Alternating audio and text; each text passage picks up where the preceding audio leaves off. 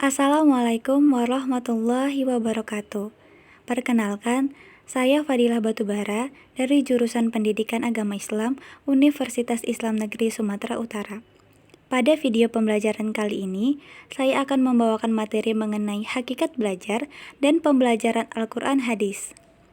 Sebelum masuk ke materi lebih lanjut, kita akan membahas mengenai pengertian belajar, pembelajaran, dan Al-Quran Hadis. Belajar itu apa ya? Belajar adalah aktivitas yang dilakukan secara psikologis dan fisiologis.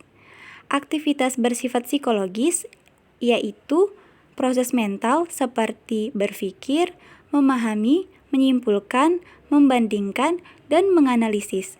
Kemudian, aktivitas yang bersifat fisiologis seperti proses penerapan atau prakteknya. Belajar adalah suatu proses usaha yang dilakukan seseorang untuk memperoleh perubahan tingkah laku secara keseluruhan sebagai hasil pengalamannya dalam interaksi dengan lingkungannya. Kata belajar dalam istilah bahasa Arab disebut juga dengan ta'allama dan darosa, seperti yang ada di dalam Al-Quran Surah Al-An'am ayat 105. Pengertian pembelajaran. Pembelajaran bermakna sebagai upaya untuk membelajarkan seseorang atau kelompok orang melalui berbagai upaya, strategi, metode, dan pendekatan ke arah pencapaian tujuan yang telah direncanakan. Pembelajaran itu merupakan suatu proses yang terdiri dari kombinasi dua aspek, yaitu belajar tertuju kepada apa yang harus dilakukan oleh siswa, dan mengajar berorientasi kepada apa yang harus dilakukan oleh guru sebagai pemberi pelajaran. Kedua aspek ini akan berkolaborasi secara terpadu menjadi suatu kegiatan interaksi antara guru dengan siswa, serta antara siswa dengan siswa. Al-Quran dan Hadis. Al-Quran diartikan sebagai kalam Allah yang menjadi mukjizat diturunkan kepada Nabi Muhammad SAW melalui perantara malaikat Jibril yang tertulis di dalam mushaf yang diturunkan secara mutawatir. Membacanya merupakan ibadah yang dimulai dari surah Al-Fatihah dan diakhiri dengan surah An-Nas. Kemudian pengertian hadis secara terminologi adalah segala sesuatu yang bersumber dari Nabi Muhammad SAW, baik berupa perkataan, perbuatan, takrir maupun sifat Nabi Muhammad SAW. Hakikat belajar dan pembelajaran Al-Quran Hadis. Hakikat belajar diartikan sebagai suatu proses dan usaha yang dilakukan secara sadar dan terus-menerus melalui berbagai macam aktivitas dan pengalaman guna memperoleh pengetahuan baru sehingga menyebabkan perubahan tingkah laku yang lebih baik.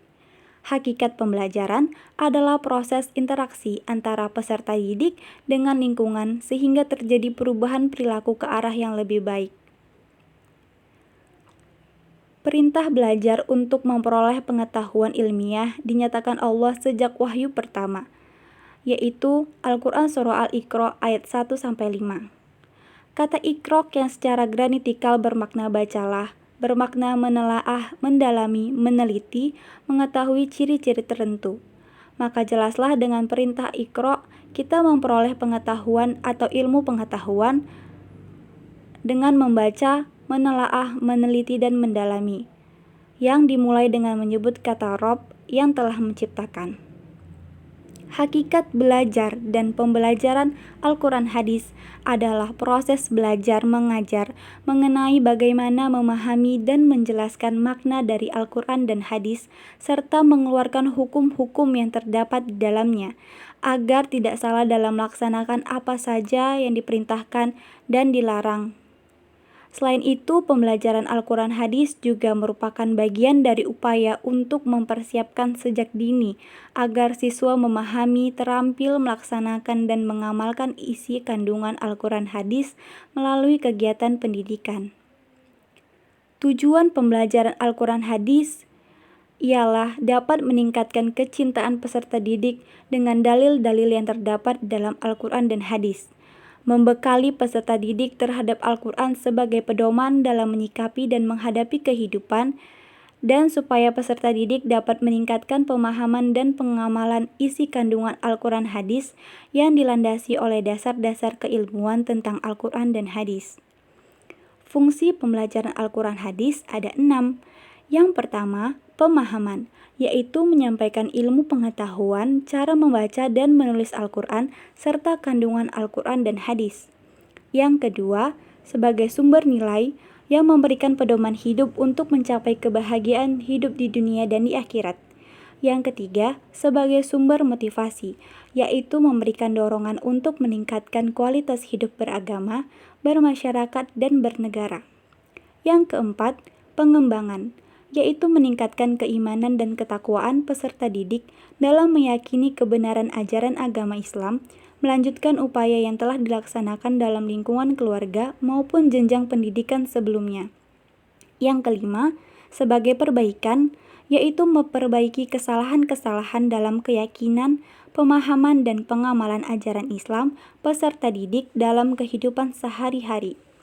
Yang terakhir, sebagai pembiasaan, yaitu menyampaikan pengetahuan, pendidikan, dan penanaman nilai-nilai Al-Quran dan hadis para peserta didik sebagai petunjuk dan pedoman dalam seluruh kehidupannya. Sekian dari yang saya sampaikan mengenai hakikat belajar dan pembelajaran Al-Quran hadis. Mohon maaf atas kesalahan pengucapan ataupun materi yang disampaikan. Semoga bermanfaat. Assalamualaikum warahmatullahi wabarakatuh.